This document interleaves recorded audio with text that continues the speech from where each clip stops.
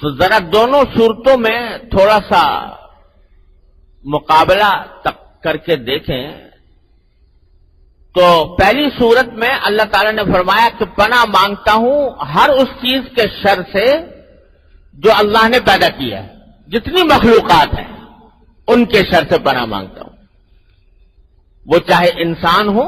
جو تکلیف پہنچانے والے دشمن ہو، چاہے وہ جنات ہو، چاہے وہ جانور ہو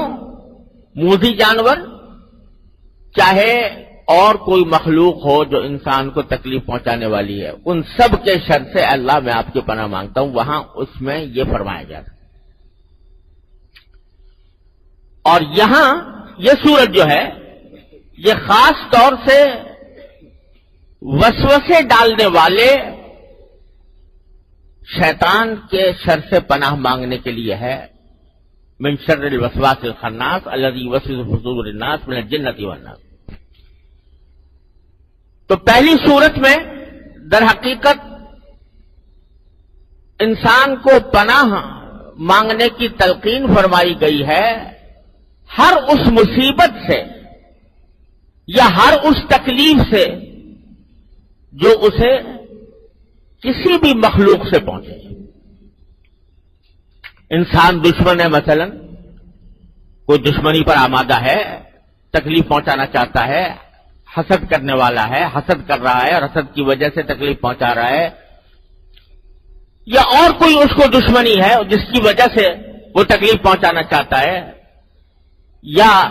جانور ہے کوئی تکلیف پہنچانا چاہتا ہے، کوئی ڈاکو ہے، کوئی چور ہے، ان سب کے شر سے پناہ مانگی گئی ہے. تو اس میں در حقیقت پناہ مانگی گئی ہے ان مصیبتوں سے اور ان تکلیفوں سے جو انسان کے جسم کو پہنچ سکتی ہیں. اور یہ سورۃ الناس میں در حقیقت پناہ مانگی گئی ہے